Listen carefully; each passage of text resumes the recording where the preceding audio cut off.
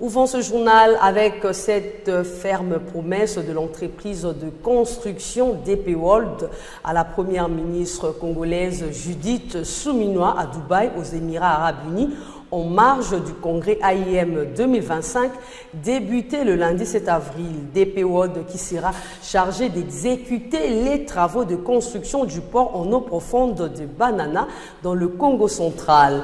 En croire les dirigeants de la dite entreprise, le premier navire en eau profonde devront accoster à Banana d'ici 2026. Arlette Matondo nous revient ici sur les noms dits de l'accord.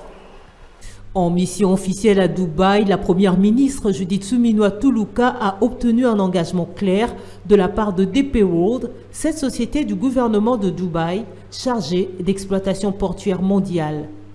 Les dirigeants de cette firme ont promis de livrer à la RDC dès l'année prochaine 2026 ce port qui devrait créer environ 85 000 emplois.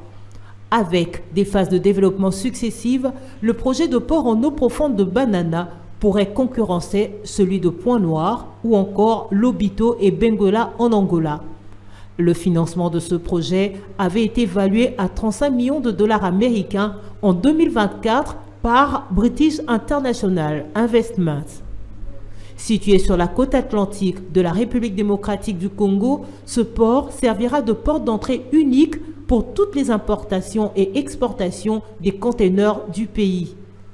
Un quai de 700 mètres de long est prévu pour accueillir les plus grands navires porte-conteneurs avec des équipements de dernière génération. Ce projet pourrait donc générer 1,12 milliard de dollars supplémentaires d'échanges commerciaux annuels et augmenter le PIB annuel de la RDC de 0,65% selon les projections. La durée de la concession est initialement fixée à 30 ans et se limite au trafic des conteneurs.